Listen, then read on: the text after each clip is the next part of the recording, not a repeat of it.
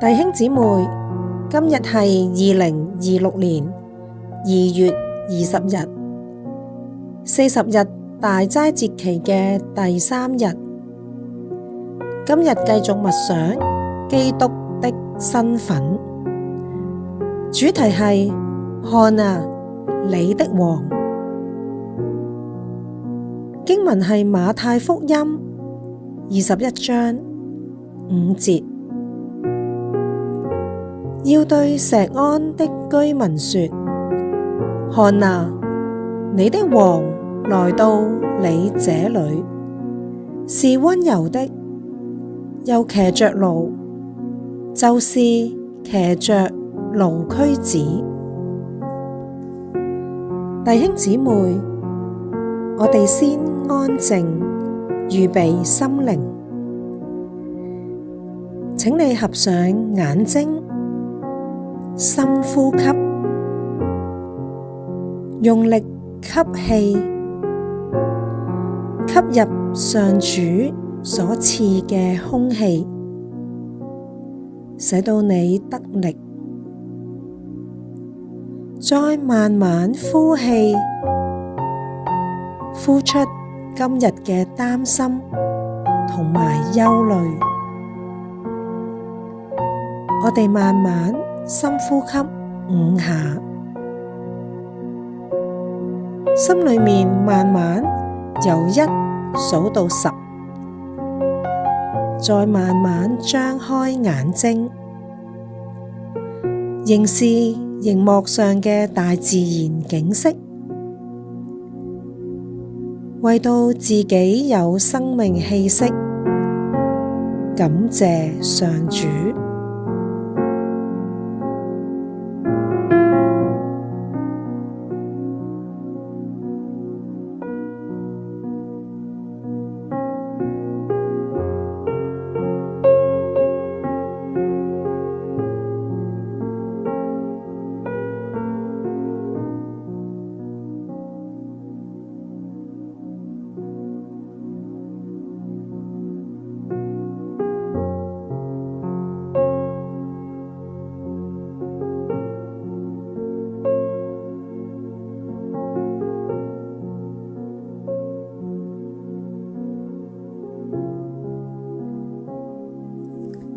以下係經文默想，我哋透過馬太福音21章1至11節，默想基督嘅身份。我會誦讀經文2次，你可以合上眼睛，又或者望住熒幕上嘅經文去聆聽。耶穌和門徒將近耶路撒冷，到了伯法其，在橄欖山那裏，耶穌就打發2個門徒，對他們說：你們往對面村子裏去，必看見一匹驢拴在那裏，還有驢駒同在一處。你們解開，牽到我這裏來。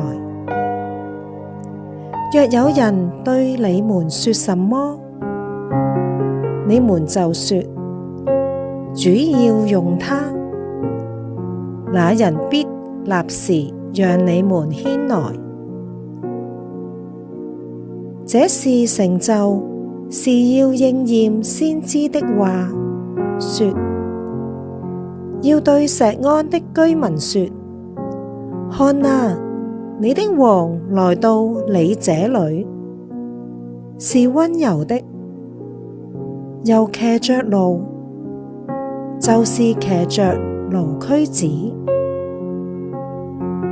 門徒就照耶穌所吩咐的去行，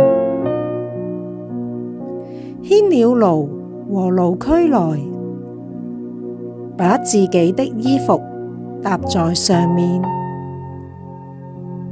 耶穌就騎上。眾人多半把衣服鋪在路上，還有人砍下樹枝來鋪在路上。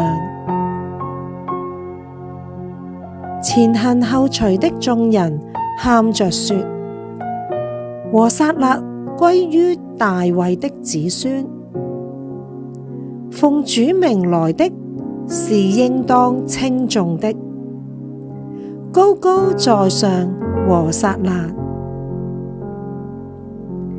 耶穌既進了耶路撒冷，合城都驚動了，說：這是誰？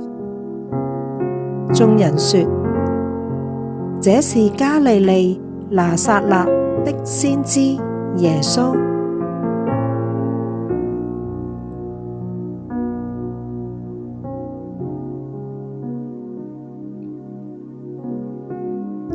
耶穌和門徒將近耶路撒冷，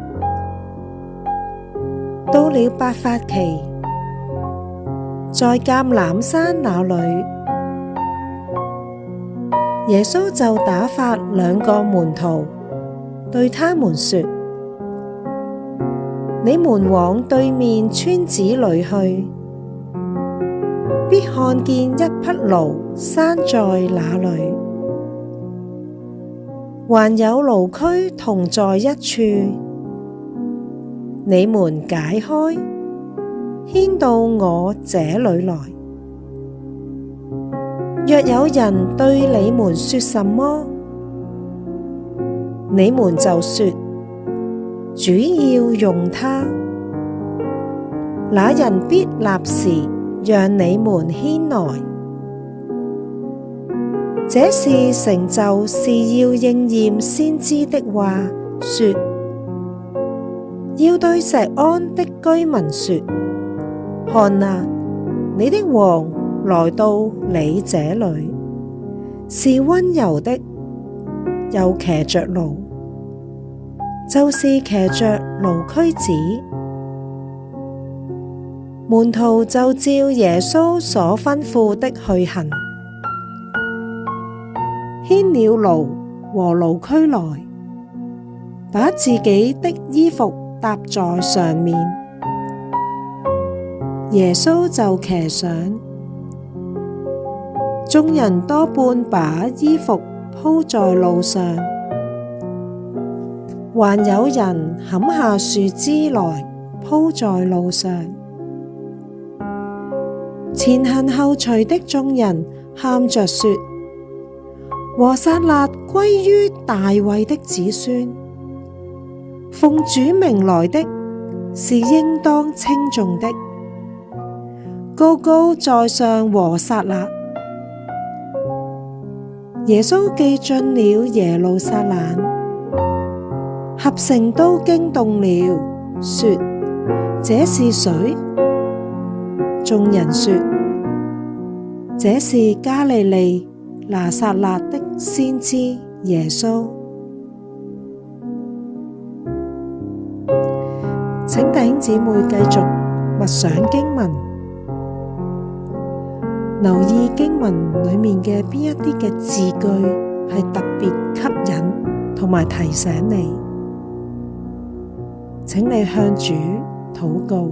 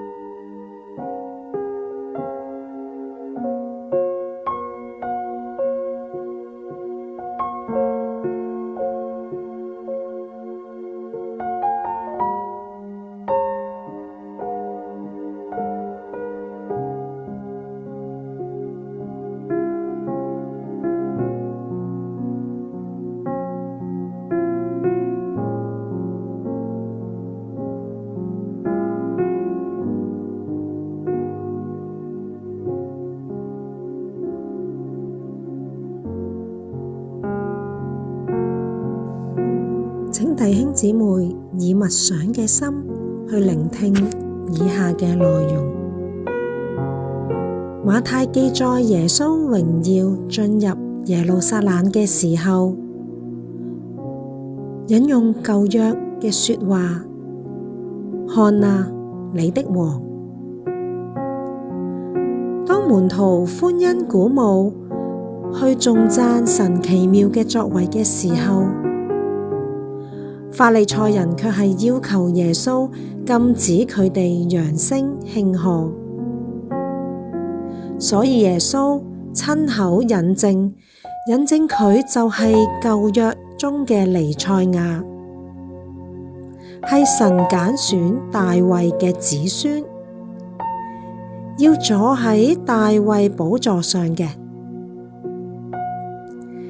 呢一位全心順服神謙卑嘅君王，係值得我哋終生愛佢、敬畏佢、侍奉佢。所以我哋應當時時抬起頭，專注看你嘅王，耶穌基督。唯獨喺佢嘅裏面，先有永生之道，亦都係唯有學習用佢嘅眼光去睇事物，我哋先可能明白神喺我哋身上美好嘅旨意，活出榮耀神嘅生活。弟兄姊妹，你心中嘅王係邊一位呢？耶穌係你嘅王嗎？我哋一早起身，可能未被主嘅說話進入腦袋之前，我哋已經打開手機、電視，容讓好多負面嘅資訊充塞住我哋嘅腦海，以致影響咗我哋一日嘅生活。邀請你由今日開始，嘗試讓上主嘅說話先進入，或者多進入你嘅內心，指引你嘅生活。邀請你向上主禱告，祈求主賜恩典，幫助你操練去過以主作王嘅生活，並安靜等候細察主嘅回應。請弟兄姊妹繼續默想，向主禱告回應。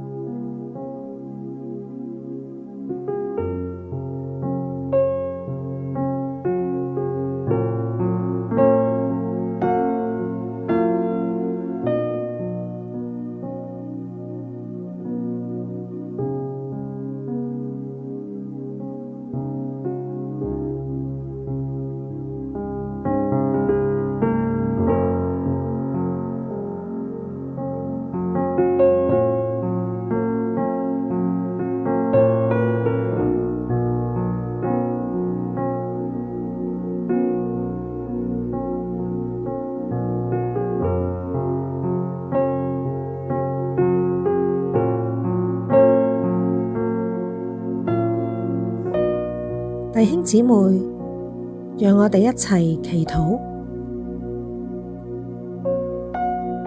親愛嘅上主，你嘅話語係我腳前嘅燈，路上嘅光。我願意專心倚靠你，尋求你。你係我嘅王。祈求你賜我智慧嘅亮光同啟示，去過每一日嘅生活。奉主耶穌基督之名祈求，阿們。